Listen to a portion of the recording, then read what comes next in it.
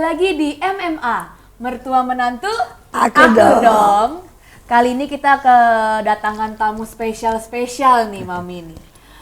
Yang pertama ada Bu Nancy. Dia ini terapis, guru juga ya. Dan spesialis. Dia psikolog dari lulusan Sydney. Wah, jadi ini nggak dari dalam negeri juga nih. Ini dari luar negeri nih. Keluaran dari luar negeri. Saya memperkenalkan seorang yang sangat luar biasa. Dia direktur sekolah dan selama ini beliau adalah orang yang sangat peduli dengan banyak murid. Dia turun ke bawah, dia bergumul dengan begitu banyak anak-anak yang bermasalah. Tetapi itu muncul karena dia juga mengalami dan dia juga seorang pejuang yang memenangkan hati anaknya sendiri. Yang ketiga ada teman kita yang masih muda sekali yang di tengah. Siapa namanya? Yehuda. Yehuda umur berapa Yehuda?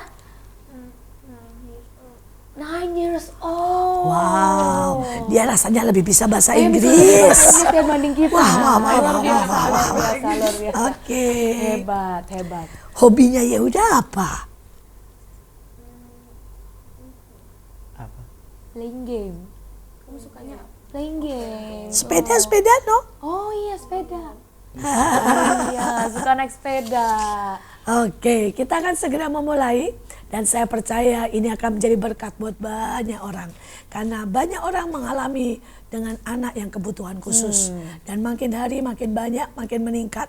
Dan banyak orang menjadi stres, tapi saya percaya bahwa selalu ada jalan. Selalu ada berkah, selalu ada yang namanya kekayaan di balik justru penderitaan. Kita sama-sama di MMA, mertua menantu, Akur dong.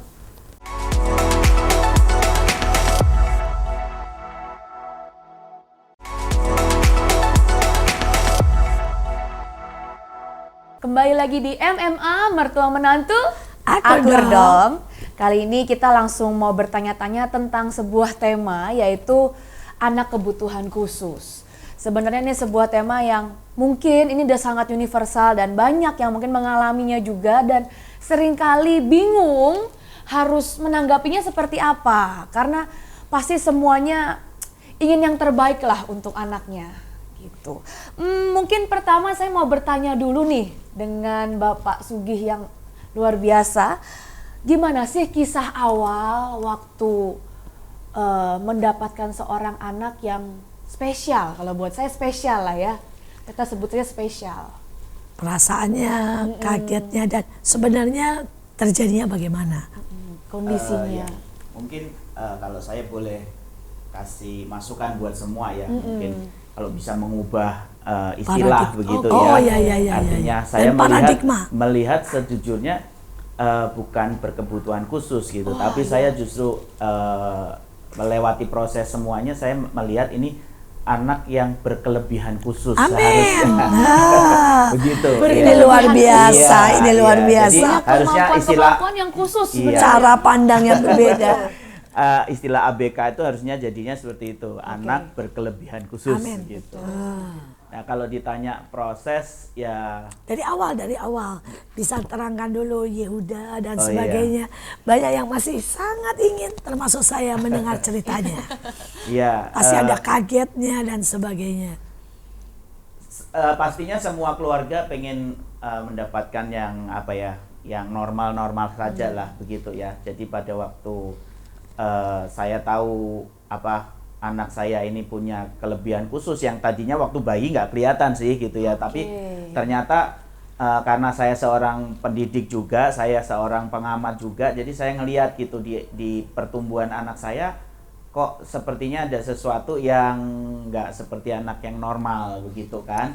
Nah ya jujur sebagai orang tua pasti kaget. Kenapa? Karena dia kan anak ketiga begitu ya, jadi kakaknya yang pertama saya lihat istilahnya nih 1 tahun berjalan gitu kan, ternyata dia 1 tahun belum bisa berjalan gitu lah. Apalagi ini anak laki-laki kan, saya jadi aduh ini kenapa ya gitu, ini ada apa gitu. Kalau bayi kan nggak kelihatan gitu. Nah, ternyata di proses pertumbuhannya itu yang justru saya bisa melihat bahwa mungkin orang lihat itu ya istilahnya tadi kebutuhan khusus gitu ya, tapi kalau saya lihat itu ternyata sejujurnya kalau mungkin dilihat dari sisi dia, justru mungkin dia ngelihat kok orang tuaku nggak bisa ngerti aku ya, begitu loh gitu. Padahal dia punya ada begitu banyak kemampuan yang Luar biasa. kita orang normal mungkin nggak ngerti begitu. Bahasa Inggrisnya lancar sekali. Ya? Iya, iya. Pernah satu kali saya ajak terapi di satu rumah sakit.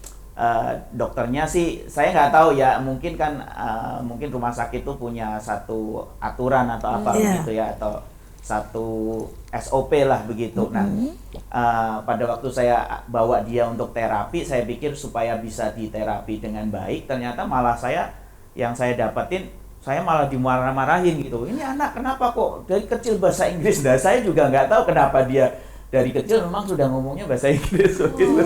Mungkin guru dokternya nggak bisa bahasa Inggris itu persoalannya.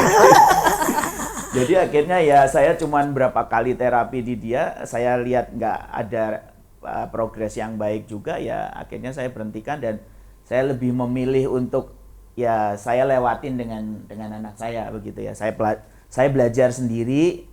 Dari sekarang internet kan saya bisa cari ya gitu. Nah, tolong share. Karena kami ini semua kan awam ya. Jadi setiap informasi itu sangat menolong. Iya. Jadi saya perhatikan waktu kecil ini dia itu ternyata sangat sensitif. Ya. Sensitif dalam hal apapun ya, termasuk perasaan, termasuk indera perabanya. Nah, yang saya lihat itu pertama kan gitu. Dia kalau pakai sendalnya kena air, dia pasti nggak mau. Begitu. Jadi dia akan merasa bahwa sendalnya itu kotor, padahal cuma kena air gitu. Nah, kalau kita mandiin anak kecil kan ya biasa ya dipegang badan segala macam. Nah, dia ada bagian-bagian part-part tertentu dia nggak mau disentuh gitu. Nah, akhirnya saya coba kan, ini kan apa ya, ini masalah mungkin nanti Bu Nancy lebih jago lah gitu ya. Ini masalah sensori atau apa. Saya coba searching di internet dan ternyata memang benar ini harus diterapi begitu. Jadi mau nggak mau saya harus biasain kan gitu. Biasain jalan kadang nggak pakai sendal gitu. Terus nanti sengaja sendalnya dibasahin. Awal-awal dia emang nggak bisa. Mandi pun gitu. Jadi awalnya bagian-bagian tertentu disentuh nggak mau, saya justru sengaja pegang. Terus gitu. dia nggak marah itu? Marah. Dia bereaksi gitu kan, dia menghindar begitu. Tapi ya namanya terapi, dicoba terus begitu sampai akhirnya sekarang menurut saya sih udah progresnya beda begitu. Ya artinya udah bisa lewatin tahapan itulah begitu. Ya udah, boleh tanya nggak? Yang paling ya udah nggak suka apa?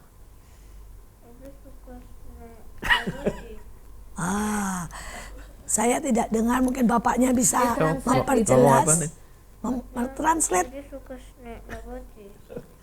Dia justru jawabnya dia suka snack nabati begitu. Oke. Ya, dia sangat suka snack. Kalau yang nggak suka? Dia nggak suka apa? Nggak suka misalnya sekolah, atau nggak suka disuruh mandi. Nggak suka apa? Nggak suka apa?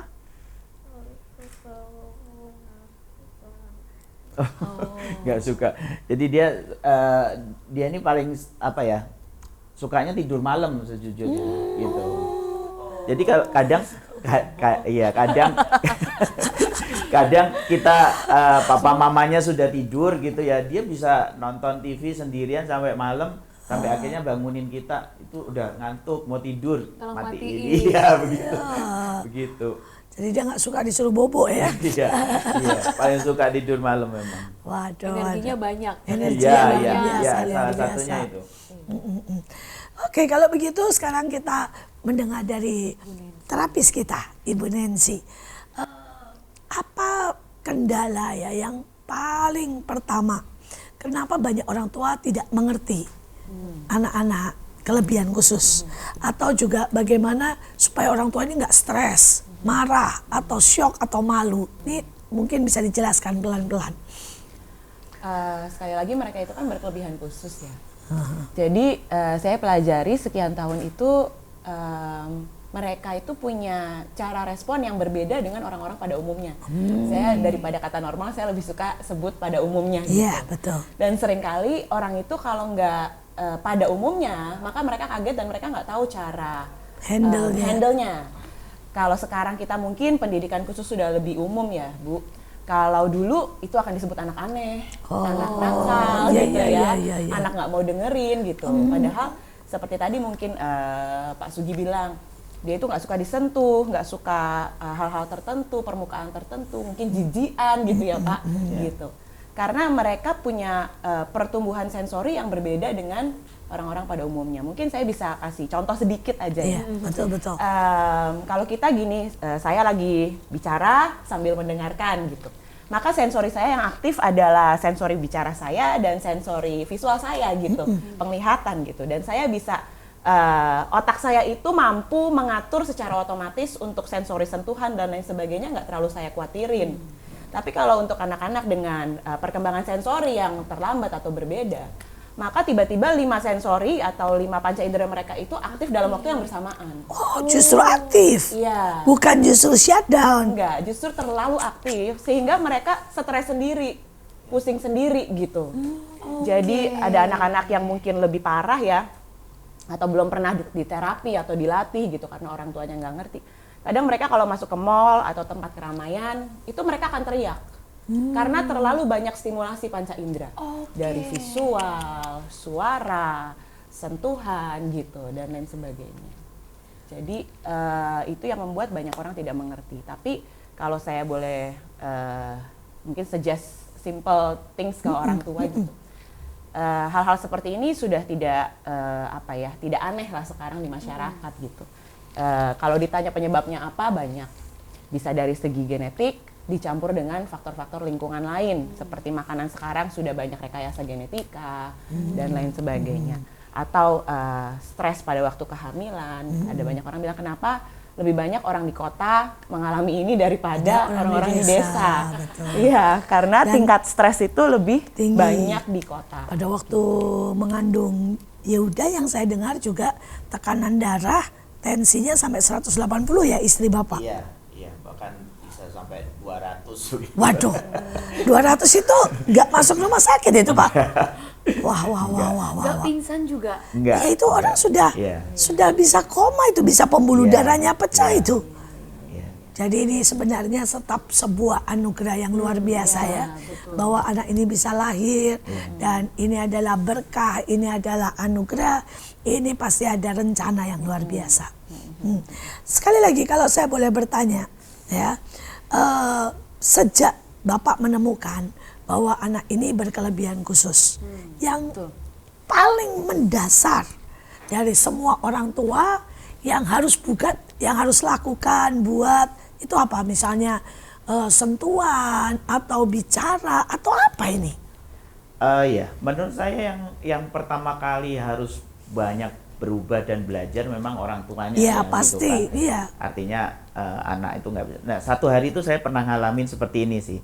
Jadi kalau kita semua tahu nih ada tempat tray telur begitu ya yang dari plastik yang biasa di supermarket tutup gitu. Nah, itu kan ada isi telurnya semua. Nah, satu kali saya pernah beli telur dikemas seperti itu dan ternyata beberapa telur itu pecah. Nah, kenapa? Karena wadah plastik ini kan dibuat berdasarkan cetakan dengan ukuran telur yang sama. Oh iya. Padahal telur ayam pada waktu dimasukin di situ ada yang kecil, ada yang bentuknya bulat, ada yang lonjong ke atas gitu. Sehingga waktu ditutup mereka yang tidak sesuai dengan cetakan pecah. Nah, artinya kita sebagai orang tua seringkali ngelihat bahwa anak-anak ya harus ngikutin cetakan itu, padahal setiap telur ini kan beda, unik gitu loh, punya ukuran sendiri, punya bentuk sendiri begitu. Nah, begitu juga dengan anak-anak yang seperti ini. Seperti tadi saya bilang ya masih manusiawi lah. Saya awal tahu juga marah gitu ya. Saya kecewa begitu kan istilahnya. Saya juga bingung gitu. Pernah satu kali istilahnya kalau nanganin kakaknya yang pertama, istilahnya kalau dia buat salah bisa diajak ngomong gitu ya. Ini nggak bisa gitu kan. Semakin kita keras, semakin dia buat yang lain begitu. Nah, ya di situ saya belajar banget sih bahwa saya harus mempelajari lah istilahnya dari sisi apa ini yang saya bisa kerjakan buat dia. Sejujurnya waktu itu gitu, saya pernah satu kali tuh saya lagi marah sama dia karena saya kasih tahu nggak bisa gitu kan, saya gendong, aduh saya tuh udah pengen marah banget gitu, tapi tiba-tiba di hati kecil saya tuh muncul gini, dia panggil saya papi kan, papi, ya kalau ditanya sejujurnya Yehuda juga nggak mau seperti ini, begitu kan. Itu padahal dia nggak ngomong gitu, dia lagi nangis gitu, tapi seakan-akan heart to heart itu ngomongnya seperti itu. Saya juga bisa, iya ya nggak salah dia juga gitu loh. Artinya dia lahir dengan istilahnya kondisi seperti itu, yang punya banyak kelebihan, yang orang tua seharusnya mengerti itu. Nah, seringkali yang membuat orang tua stres, seringkali membuat orang tua itu akhirnya menyerah gitu ya. Ya mungkin karena mereka masih pakai cetakan tadi gitu loh. Sehingga dia tidak bisa melihat bahwa telur ini nih ya ini unik gitu, ini spesial begitu. Luar biasa sih. Kalau dipaksain pasti pecah begitu. Tapi bagaimana nih orang tua untuk mendeteksi atau bahkan menjembatani supaya dia bisa mengerti? Kan seringkali nih punya pengalaman panjang ya. Umur berapa kalau boleh tahu mulai bicara? Nah, bicara itu juga sama ya, normal berapa? 4-5 tahun ya. Bicara kan 3 ngomongnya yang mama gitu ya. Kalau yang seperti itu sih masih nggak terlalu kelihatan, tapi untuk ngomong yang utuh 3 tahun, 4 3 tahun 4 tahun. Nah, menurut saya dia itu 5-6 tahun itu masih ngomongnya nggak jelas. Begitu. Tapi kalau mendengar perintah atau apa yang kita mau itu bisa mengerti. Especially in English. Especially in English dia bisa. Tapi kalau boleh saya ini ya, anak-anak berkelebihan khusus itu rata-rata mereka lebih gampang mengerti bahasa Inggris daripada. Kenapa ya? Apakah tontonannya atau? Iya, bisa karena generasi Z sekarang tontonannya bahasa Inggris, YouTube semua bahasa Inggris yang menarik, sama pemenggalan kata bahasa Inggris dan Indonesia lebih gampang bahasa Inggris untuk mereka mengerti. Yang pasti bukan karena mamanya ngidam kamus bahasa Inggris pasti. Enggak ya, bukan. Dan bukan papanya keluaran sekolah bahasa Inggris ya. Gini-gini nih papanya keluaran sekolah bahasa Inggris katanya. Oke. Nah, jadi sekarang masih balik lagi ya tadi ya. Bagaimana untuk kita mengerti mereka? Ini kan poin paling penting ya. Banyak sekali orang tua itu kan bahkan tidak tahu ini anak maunya apa. Ya, ini anak gimana cara komunikasi yang paling dasar nih awalnya supaya orang tua yang di rumah dan juga mungkin yang punya saudara keluarga yang seperti ini tertolong. Ya yang pasti menurut saya sih harus menanggalkan tadi yang istilah Bu Nancy bilang ya gitu. Jadi tanggalkan istilah atau apa yang pada umumnya begitu. Jadi kalau saya lihat waktu ini semua anak-anak udah pada bisa ngomong, anak saya belum bisa ngomong, artinya kan ya gimana gitu loh. Kalau kita meresponnya salah pasti akan salah akibatnya gitu. Nah waktu itu yang saya lakukan, saya mulai ajarin kata per kata, saya mulai susunin gitu, dan saya juga terbantu sama beberapa orang yang membantu lah istilahnya gitu ya untuk ngajarin anak saya. Yang tadinya saya pikir nih, ini kan udah komplit ya, mulai dari sensori halus, sensori kasar, semua tuh. Tadi di belakang layar kan sudah bicara juga bahwa dia sekarang udah bisa naik sepeda. That's the one that I worry gitu sejujurnya. Ini anak laki-laki nggak bisa naik sepeda gimana nih gitu. Kan nggak masalah ya. Saya bingung juga ada orang tua yang worry karena nggak bisa naik. Kan stepnya kan gitu, sepeda, motor, mobil, begitulah kurang lebihnya ya. Ya mungkin kalau nggak bisa sepeda kan dia langsung mobil balap. Ya mungkin kalau ditanya orang tua pada umumnya tadi ya kan, pasti semua ngalamin tuh step-step seperti itu. Lihat anaknya naik sepeda tuh seneng banget gitu. Itu yang omanya udah sangat semangat kan. Beliin sepeda sampai 2 kali nggak kepake, sampai kekecilan sepedanya. Saya sudah sampai bilang udah jangan beli sepeda dulu deh. Dan ternyata yang terakhir beli, tiba-tiba satu hari ada yang ngirim rekaman ke saya gitu, anaknya bisa naik sepeda Pak gitu. Itu yang membuat hati saya ya terhibur lah begitu. Ya udah sekarang sukanya naik sepeda atau naik mobil? Oh, naik sepeda. Sepeda. Ya, kita mau tanya nih sama Ibu Nancy. Ibu Nancy. Jenisnya ada berapa kalau dikategorikan kelebihan khusus dan kemudian bisa terangkat sedikit ciri-cirinya supaya semua yang di rumah dan kita semua bisa belajar. Jenisnya sebenarnya ada sangat banyak sekali. Oh, saya pikir bisa digolongkan misalnya Ada 3 atau 4 5, gitu ya. Tapi bisa kita, kalau secara praktis yang lebih banyak terlihat adalah yang pertama kelainan di fisik gitu ya. Mungkin berkelebihan di fisiknya gitu ya. Itu berarti dari sejak dia bayi Udah kelihatan, gitu. iya. Karena kan tadi kan waktu bayi belum Iya, nggak ada kata masalah iya, gitu. iya, Tapi iya, begitu iya. injak 1 tahun baru mulai kelihatan kok ada keterlambatan dalam Bicara. sekian hal. Iya, iya. Kalau di fisik sudah kelihatan, mulai dari yang sebenarnya cara berpikirnya perkembangannya normal atau seperti pada umumnya, dengan yang seperti kalau misalnya pernah dengar istilah Down syndrome. Kalau Down syndrome kan fisik kelihatan, tapi juga secara perkembangan saraf otaknya juga berbeda. Gitu. Tapi ada juga yang ini yang seringkali yang tadi Pak Sugi katakan ini nggak kelihatan waktu bayi. Nah itu fisiknya normal, ganteng-ganteng malah cantik-cantik gitu ya. Seperti ini ganteng sekali. Ganteng banget ya udah mah. Gitu dan tapi waktu perkembangan itu tahapnya berbeda, bicaranya terlambat, jalannya terlambat, mulai dari situ nggak lihat mata orang tuanya gitu. Kalau Kurang bisa fokus gitu ya. betul. Apa karena sebenarnya karena dia sangat sensorinya sangat aktif semua, jadi dia bingung mau fokus kemana. Iya gitu. betul. Saya pernah lihat sebuah cerita anak yang sudah lumayan pulih dari anak ini autis gitu diagnosanya waktu kecil dan orang tuanya berusaha sedemikian rupa sambil dengan bantuan doa dan lain sebagainya sampai akhirnya anak ini bisa komunikasi. Karena salah satu kekurangan anak ini adalah komunikasi kan. Dan dia ditanya, kenapa dulu waktu kamu dipanggil kamu nggak nyaut atau kamu nggak nengok gitu? Karena seperti ada blok dan saya seperti nggak dengar kayak mungkin jaraknya di sini ya, misalnya seperti Sir Sugi panggil Yehuda. Tapi Yehuda itu dengarnya seperti jarak 2-3 kilometer gitu. Bukan karena masalah di telinganya, bukan. Tapi masalah di saraf-sarafnya menerima rangsangan dari luar. Gitu. Jadi kalau itu ada yang namanya autis, tidak fokus ada yang namanya ADHD, ADD, attention deficit ya. Terus ada lagi beberapa yang lain kayak misalnya cerebral palsy gitu. Tapi istilahnya kita lebih sebut itu keterlambatan perkembangan biasanya kalau secara umum gitu. Tapi ada jenis-jenis khusus, misalnya nih, memang dia tidak bisa baca atau dia tidak bisa bicara, itu ada? Ada. Kalau tidak bisa baca itu kita sebutnya gangguan belajar.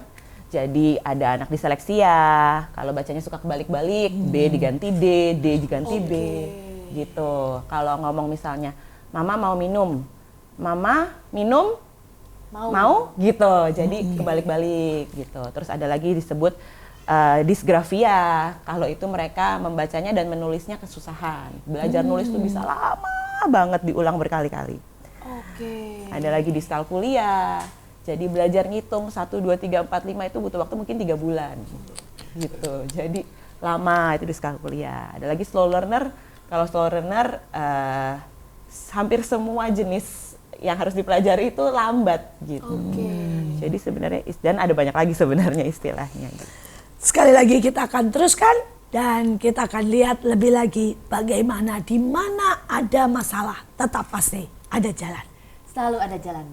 Sekali lagi di MMA, mertua menantu, Aku akur dong. dong.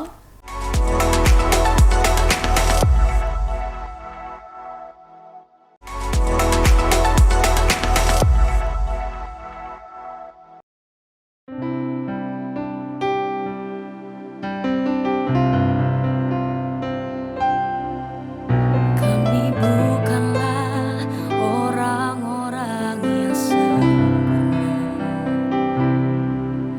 tapi kami takkan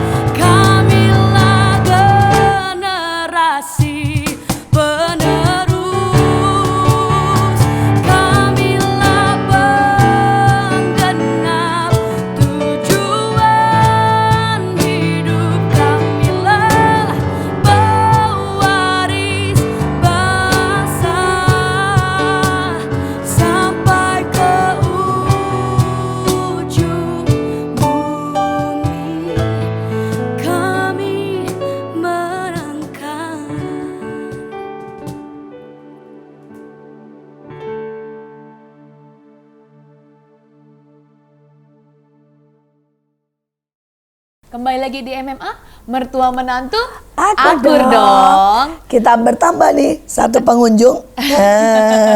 Ini cucu pertama saya yang mau pakai baju kembar hari ini sama-sama sama Yehuda. Oke, kita Langsung lanjutkan. aja ya. Mungkin aku mau tanya nih, tadi kan kita sudah bahas ya, ada jenisnya apa aja, terus mungkin mulai kelihatannya umur berapa, terus kita bisa mulai tahu gejala-gejala yang seperti apa. Nah sekarang masuk ke treatmentnya nih, karena kan pasti setiap jenis, setiap golongan ini pasti beda cara treatmentnya. Nah treatment awal biasanya itu apa sih yang dilakukan untuk anak-anak spesial ini?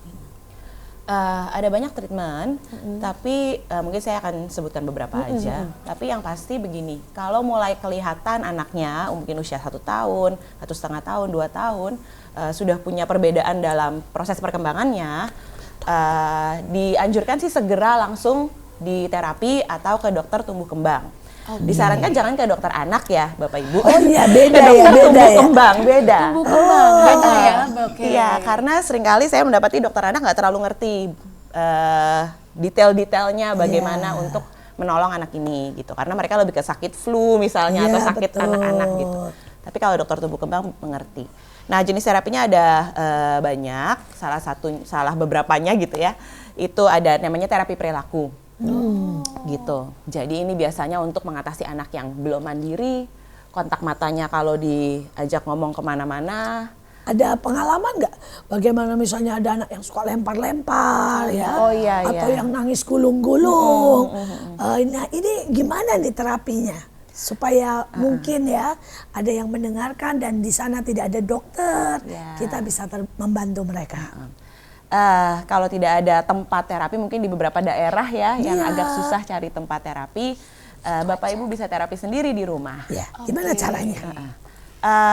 Kalau untuk anak yang masih marah-marah, gulung-gulung, yang pertama begini, tidak pernah ada perilaku tanpa sebab.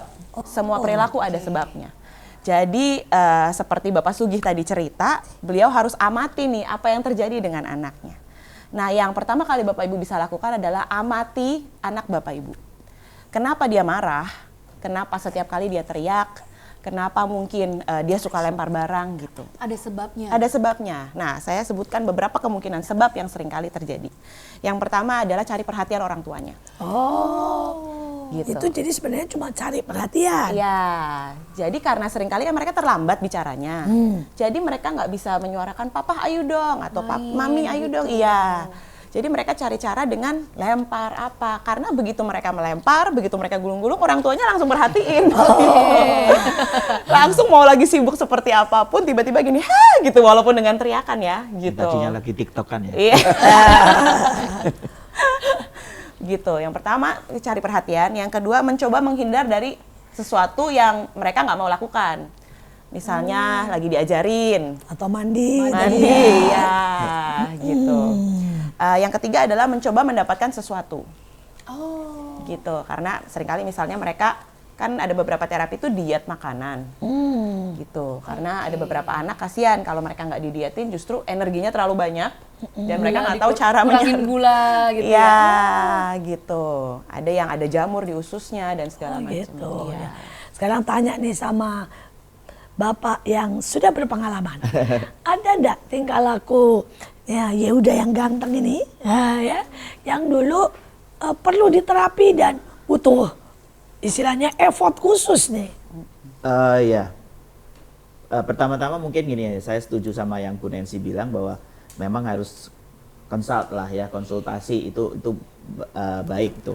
Cuman buat saya gini sih, kita bisa mengamati sendiri karena kemungkinannya anak kita ini nggak seperti yang dokter sarankan gitu loh istilahnya.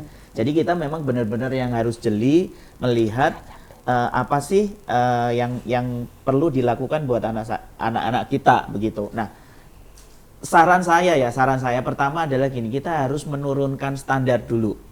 Karena begitu kita taruh standar tinggi biasanya pasti orang tua akan aduh kenapa ya kok nggak bisa-bisa nih, kenapa kok nggak bisa-bisa gitu. Orang tuanya frustasi, anaknya frustasi ya. Karena saya ingat gini, jangankan istilahnya gini ya, jangankan urusan jalan, lari, naik sepeda. Saya ingat dia itu dulu turun dari tempat tidur selalu jatuh. Begitu. Itu karena memang motoriknya nggak terlalu, keseimbangannya juga nggak terlalu bagus. Waktu dia kecil, umur awal-awal baru belajar jalan lah, itu berapa kali itu saya harus gendong sambil berdarah. Karena begitu dia jatuh aja itu dia nggak bisa refleks nahan pakai tangan tuh nggak bisa. Jadi mukanya langsung jeder gitu. Dan itu berdarah-darah itu berkali-kali. Nah, dari situ kan saya harus mengamati. Jadi setiap kali dia mau turun atau melakukan sesuatu yang kita tahu itu berbahaya, ya kita harus dampingin. Artinya memang orang tua akan punya waktu khusus untuk itu, begitu ya. Nah, yang kedua, dia ini bisa ekstrim to ekstrim, begitu. Jadi nanti contoh ya, misalnya nanti mungkin kalau ada kesempatan lihat ke kesehariannya dia bisa nonton sesuatu dan bisa ketawa sampai gulung-gulung yang kita nggak tahu ini nonton apa sih gitu. Ya. Nah, tapi dalam sekian detik Kita kemudian belum pernah lihat loh. dalam sekian detik kemudian kalau kita rusak moodnya dia bisa nangis, gitu. Nangis guling-guling juga. Iya, sama gitu. Jadi kayak kalau saya kan gini, saya sering kali ngomong sama dia, kamu friend nggak sama papi gitu kan? Kalau dia lagi, nggak mau, oke, berarti kita nggak friend ya, kita enemy ya. Nah, begitu saya ngomong enemy, dia langsung lari keluar kamar, ya kan, dia keluar kamar terus dia ngomong gini, papi bilang aku jahat lah. Padahal saya bukan ngomong jahat. Maksudnya kamu sudah nggak mau jadi temennya papi gitu. Nah, seringkali mungkin kita sebagai orang tua juga dalam pemilihan kata juga harus hati-hati ya gitu. Jadi mereka tidak bisa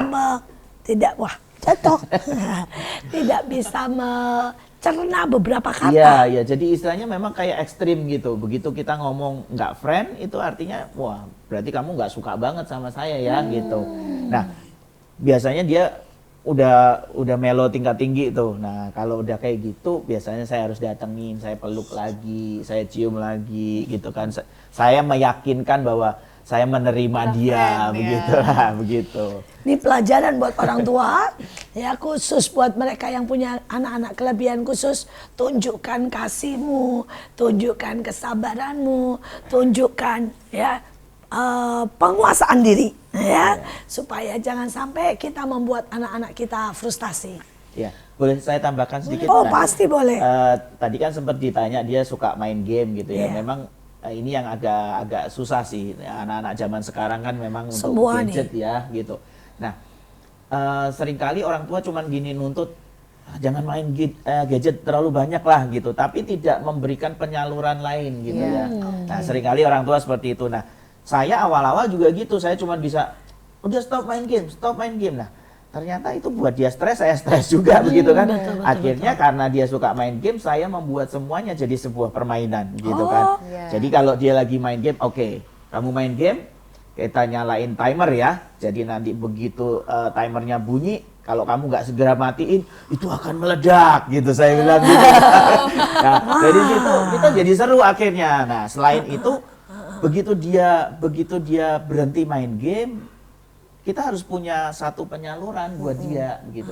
Karena kalau lain gitu jadi artinya di tengah kesibukan saya bekerja, di tengah semua aktivitas saya malam pengennya udah langsung pengen tidur, istilahnya istirahat ya, saya tetap harus punya waktu buat main, dan mainnya itu benar-benar harus seru ya Bapak Ibu. Nggak bisa main catur ya nak gitu. nggak bisa. Tapi mungkin ada anak-anak juga ya kebutuhan Mungkin. dan kelebihan khusus yang jagonya main catur. Jadi kalau saya main sama dia itu sudah kayak film action serial nggak tahu berapa. Waduh. Perlu direkam itu sekali-sekali. Terus saya mau tanya, tadi kan sempat dibilang gini ya, kalau biasanya kan kalau orang anak ada masalah atau marah kan kita bisa dudukin dan ajak ngobrol. Iya. Nah, mungkin ke Bu Nancy nih. Ini kan mungkin sesekali mungkin nggak bisa diajak bicara. Nah, ini ada nggak tips-tips untuk setiap kali mungkin dia di cranky gitu ya, lagi marah atau dia lagi nggak nyaman. Kadang kita ngomong sesuatu kan mungkin belum sampai gitu pesannya. Ada nggak tips-tips harus gimana untuk menenangkan dan ngajarin ke mereka? Ya, Ini seperti salah, tadi mungkin ini kan benar. yang pertama kan perbaikan dengan laku ya. Iya. Mungkin yang kedua bagaimana kita membantu terapi perbaikan komunikasi. Komunikasinya gimana? Ya betul. Sekali lagi kenali penyebab masalah anaknya sih. Oke. Jadi misalnya karena dia cari perhatian, Oke, cari perhatian. berarti orang tuanya harus sadar bahwa mereka kurang perhatian sama anaknya. Nah, jadi mereka harus ubah dari sisi mereka dan dari sisi anak. Kalau dari sisi mereka harus berarti atur waktu kapan bisa sama anak, kapan bisa kerja, dan itu harus diatur. Yang kedua adalah dari sisi anaknya, biar bagaimanapun sekalipun itu cara mereka untuk ngasih tahu bahwa mereka butuh perhatian, tapi kan caranya salah, dengan guling-guling, dengan teriak-teriak. Jadi mirip-mirip seperti tadi, harus ada alternatifnya.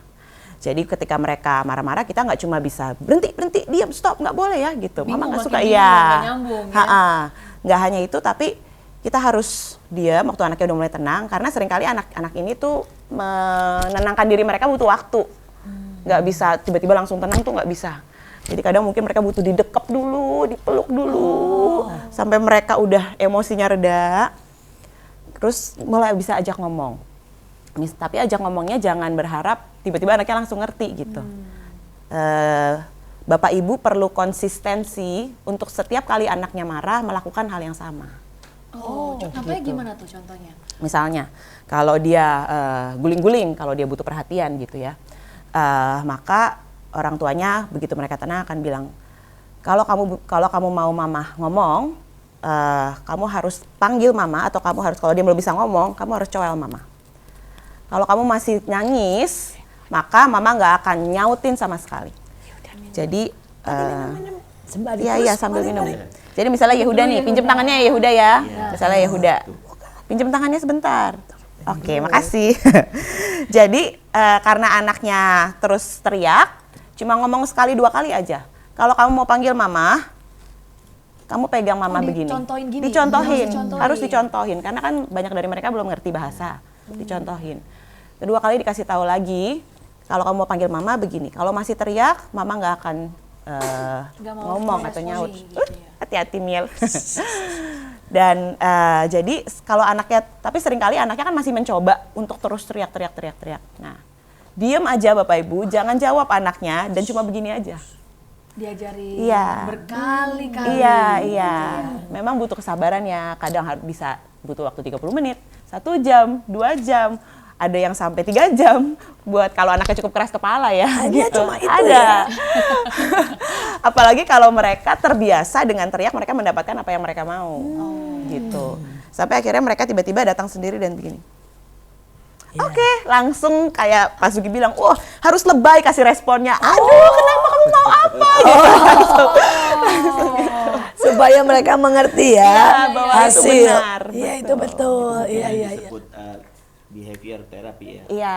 Iya. Dan itu sehari-hari di rumah. Bapak Sugi sudah lebay begitu belum? Halo.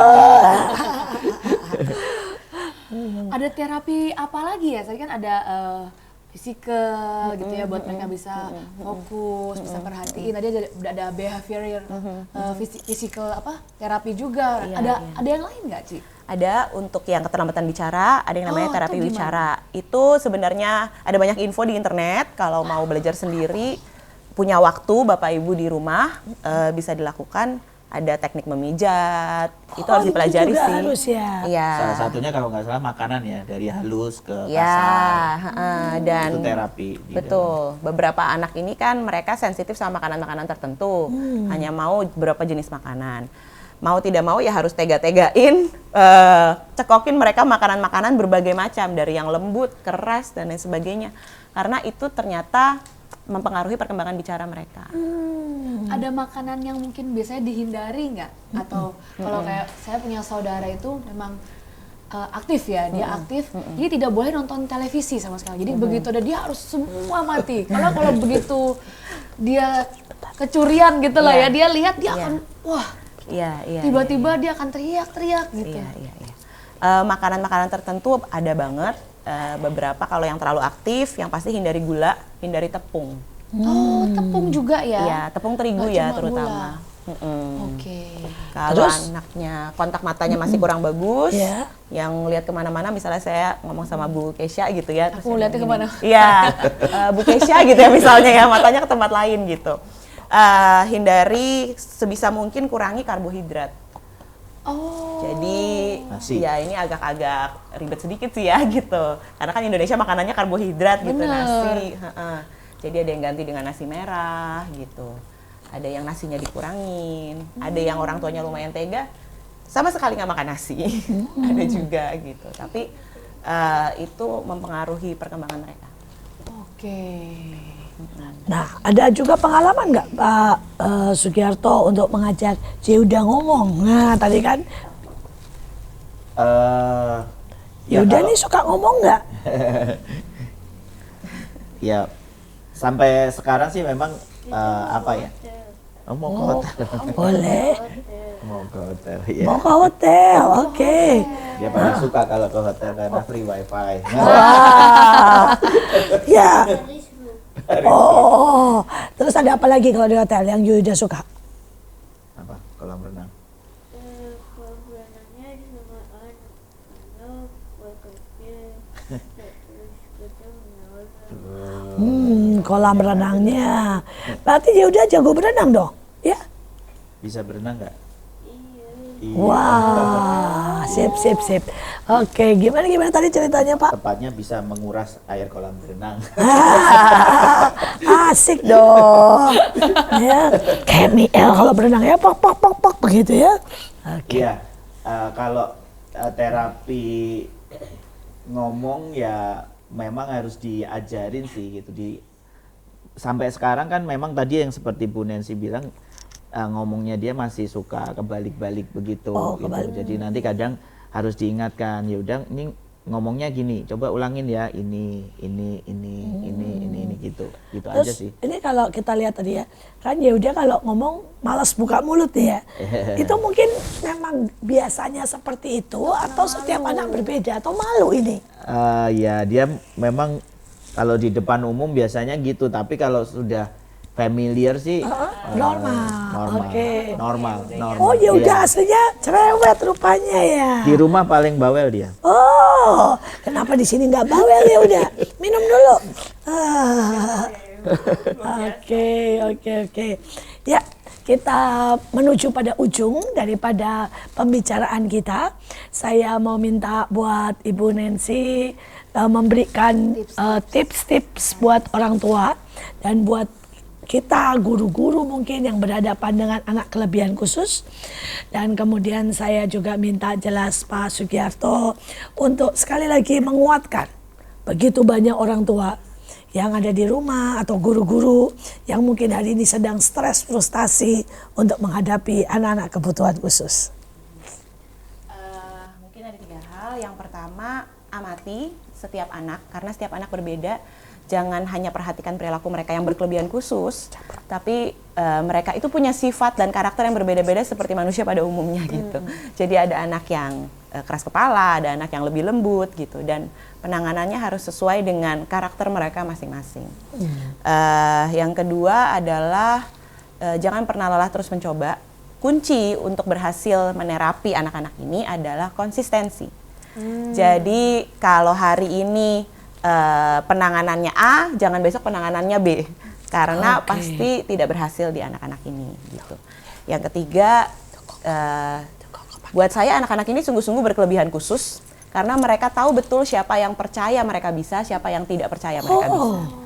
Ya, dari saya nanganin anak-anak itu, saya menyadari banget gitu, mereka akan jauh lebih banyak perkembangan ketika kita percaya bahwa sekalipun di depan mata kita mereka sepertinya nggak bisa, tapi mereka pasti bisa.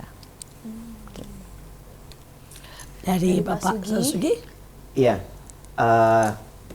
Tadi semestinya di sepanjang itu sudah ada beberapa tips-tips lah ya. Yang pasti sih gini, yang membuat kebanyakan orang tua itu tidak siap itu mungkin seringkali, saya pakai istilah Bu Nancy lagi nih, mereka merasa tidak pada umumnya gitu loh. Jadi artinya dengan kondisi anak yang seperti ini, mereka mungkin bisa malu di sosialnya atau merasa yang lain lah begitu. Nah ini saya berharap para orang tua menghilangkan rasa ini dulu. Tetap bagaimanapun ini semestinya mereka ini adalah anak-anak yang punya kelebihan khusus. Makanya saya lebih suka istilah itu gitu. Cuman masalahnya kita orang tua itu belum menemukan begitu. Makanya ya mau nggak mau memang harus punya waktu ya, punya waktu untuk kita luangkan untuk kita bisa amati anak kita begitu. Karena sepanjang saya amati dia sih saya bisa nemuin satu walaupun saya tidak specialize seperti Ibu Nancy ya. Saya belajar, saya terapi juga asal yang saya bisa begitu kan. Tapi semua saya dari apa yang saya amati, yang tadinya misalnya gini, dulu kan dia tidak bisa nulis nih, itu masalah sensori halus ya begitu. Nah saya ini gimana ini udah umur sekian nggak bisa nulis begitu, sampai akhirnya saya teringat. Jadi ada satu alat yang membuat 2 jari ini nanti masuk gitu, dijepit buat pegang pensil begitu. Nah itu murah banget, ternyata harganya cuma Rp2.000 di online banyak begitu kan. Saya beli karena harganya murah sampai nggak bisa beli satuan, harus beli 5. Oh iya. Ya udah saya beli Jadi aja lah. maksa untuk megang gitu Iya, ya. dan itu ternyata buat saya walaupun hari ini tulisannya ya masih kayak cakar ayam, tapi itu solve gitu. Mungkin loh. bukan cakar Ya kan? ayam, seni. Iya begitu. Buat orang pada umumnya dia lihat mungkin itu cakar ayam gitu, tapi buat dia itu bagus gitu kan. Nah itu kan apa ya, harus kita yang ngamati begitu. Jadi kita harus mengamati, menemukan, dan ya tiba-tiba bisa keinget aja tahu solusinya begitu. Mungkin dengan belajar juga bisa sih, itu aja. Jadi jangan pernah menyerah dengan anak-anak yang seperti ini, karena mereka tetap bagaimanapun yang Tuhan berikan terbaik buat kita. Ya, kita akan ketemu lagi dan kita akan bahas lagi. Terakhir, sebagai mutiara-mutiara pada waktu kita memiliki anak kebutuhan khusus. MMA? Mertua menantu, Aku dong. Jangan lupa untuk like, komen, dan subscribe YouTube kita Asia Zara. Stay tune ya untuk episode-episode selanjutnya. Dadah! Kami berubah, kami berubah. Oh, oh, oh, oh. Seringkali kami tak dianggap, tak pernah dilihat, tak pernah dipandang. Seringkali kami dibuang.